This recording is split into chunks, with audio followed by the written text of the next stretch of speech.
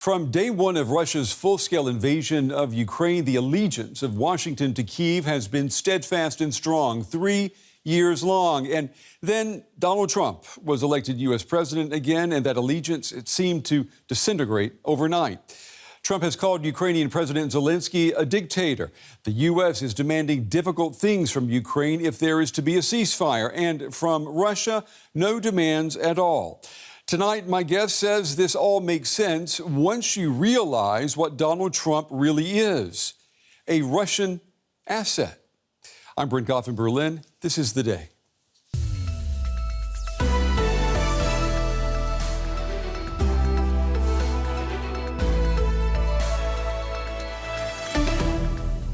We had a great call, and it lasted for a long time. First contacts with the new U.S. administration are cause for hope.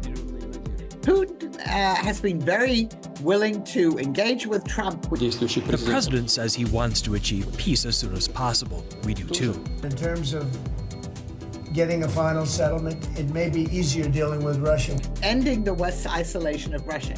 That's what Putin's interest is. He is not interested in ending the war. Also coming up, the former strongman president of the Philippines, Rodrigo Duterte. Tonight, he's under arrest and on his way to The Hague, charged with crimes against humanity.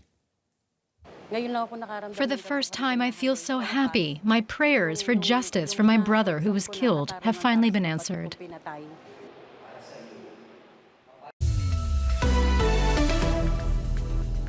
And to our viewers watching on PBS in the United States and to all of you around the world, welcome. We begin the day with Donald Trump's relationship with Russia. Is it too close for comfort? America's new alignment with Russia has upended a world order that has been in place for decades. U.S. President Donald Trump's new deference to the Kremlin has alarmed many in the West.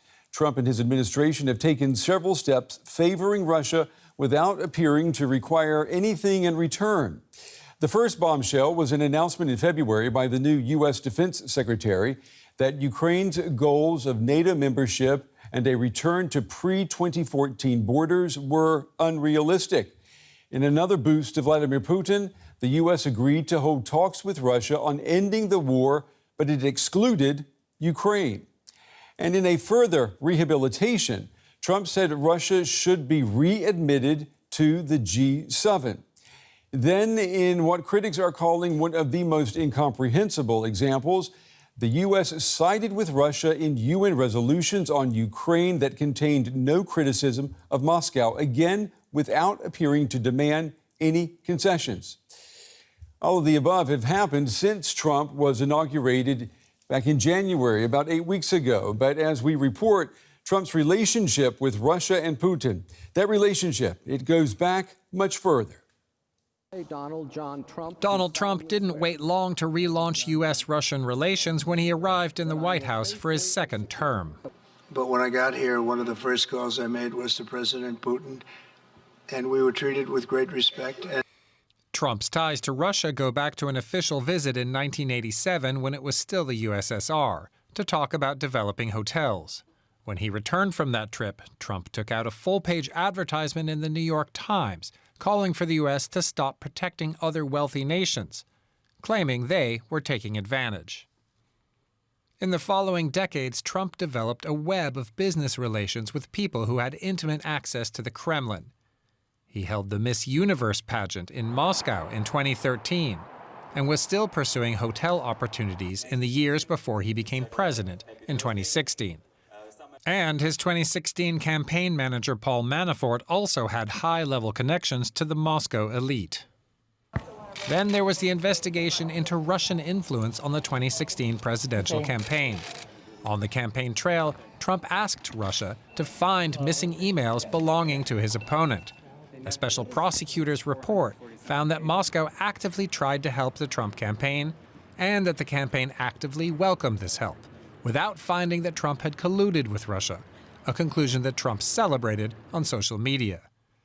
Now, former KGB agents have made as yet unsubstantiated claims that Trump's 1980s invitation to Moscow was part of a Russian intelligence program to recruit Western businessmen, and that Trump was indeed recruited, without providing hard evidence. Already earlier, a former British spy alleged that Moscow has material it could use to blackmail Trump, but this evidence, too, has never been made public. The public record does show Trump in office consistently deferring to Putin, like in a 2018 meeting with the Russian president in Helsinki, where the two leaders met without anyone else present except interpreters. Trump said they spoke about the charges of election interference. People came to me, Dan Coates came to me, and some others. They said they think it's Russia. I have President Putin. He just said it's not Russia. I will say this, I don't see any reason why it would be. Taking Russia's word for it over his own intelligence services. Now that deference to Russia has extended to peacemaking. U.S. and Russian diplomats have already met to talk about Ukraine's future. Trump boasts of the business opportunities for U.S. companies in Russia, while threatening tariffs on European allies, and fueling speculation about why a U.S. president would act like this with a longtime national arch-rival. Well, my first guest says that Donald Trump is indeed a Russian asset. I'm happy to welcome the journalist and New York Times bestselling author Craig Unger to the show. Craig caught our attention with his book, American Kompromat, How the KGB Cultivated Donald Trump and Related Tales of Sex, Greed, Power, and Treachery. It addresses that question, is Donald Trump a Russian asset? His latest book is Den of Spies, Reagan, Carter, and the Secret History of the Treason that Stole the White House. Craig, it's good to have you with us. In your book, American Kompromat, you write that Donald Trump is a Russian asset. Tell us, what does that mean? And I'm assuming that there is a difference between a Russian agent and a Russian asset. Absolutely. An agent is employed by an intelligence agency. He or she knows that they're employed. They get paid by them, and they can be tasked with specific operations. An asset is very different. An asset is more like a reliable friend, someone that the KGB could trust. In the past, the KGB had a history of developing relationships with very wealthy billionaires like Armand Hammer, who was head of Occidental Petroleum and made a fortune with oil deals with the Soviet Union, or Robert Maxwell, the late British press baron, who was also close to the KGB. They were considered assets. And I think of Donald Trump in the same vein. This started to happen in the early 80s, just as some of those people were aging out as former assets. And I want to talk about the process of how he became an asset. But first, do you think then that this explains Trump's stance on Russia in its war against Ukraine? I mean, I'm thinking of Trump dressing down President Zelensky in the Oval Office that we saw a couple of weeks ago. I think it does, because you can see Trump's foreign policy goes back 40 years, and these were essentially talking points. These were active measures for the KGB. These were the ideas the KGB was trying to get out in the Western world to really destroy the Western alliance. That was their ambition. And that's what's happening now when you saw Trump with his dressing down of Zelensky last week. Well, how did Donald Trump become a Russian asset? It really started in 1980, and Trump was not nearly as successful as businessman as many people think. But in 1980, he had his first great success. He was developing the Grand Hyatt Hotel, which is still there next to Grand Central Station. And like any hotel, it needed television sets. Trump ended up buying those television sets in a deal with an electronics store that happened to be a KGB front.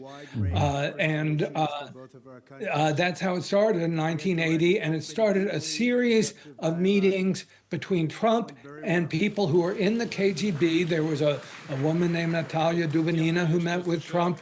Her father was ambassador to the Soviet ambassador to the United Nations and later the United States. And this relationship started, and it evolved until 1987 when the KGB sent Trump to Moscow. I mean, this is quite a claim to make about a U.S. president, Craig. I mean, has Donald Trump, has his office, have they ever responded to your accusations? They didn't respond to me, and I really didn't expect them to be honest. But I did talk to members of former, one of my sources was a major in the KGB who took me through the whole process of how the KGB recruited assets. And you can see it leading up to Trump's trip to the Soviet Union in 1987.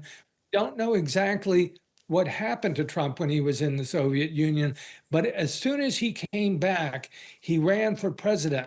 It's hard to believe. People really don't remember back in 1988, he had a brief run for president, and he started to put forth all these talking points, the active measures that the KGB was trying to put out there to really sort of to end or help end the Western alliance. Yeah, Craig, I want to pick up on that. So 1988, Donald Trump made his first run for the U.S. presidency. In fact, Trump had a full-page ad posted in the New York Times, which we're going to pull up and want to show our viewers. If you could, talk us through this ad that he had put in the paper, its content, and why it is important to understand how he became, as you claim, a Russian asset. Right. Well, the content is quite extraordinary. The Western, if you go back to World War II, the Western alliance has been the most spectacularly successful foreign policy initiative probably in the history of the world. It's built strong democratic institutions all through Western Europe. It's helped build strong market economies, and it's built a very, very powerful military alliance.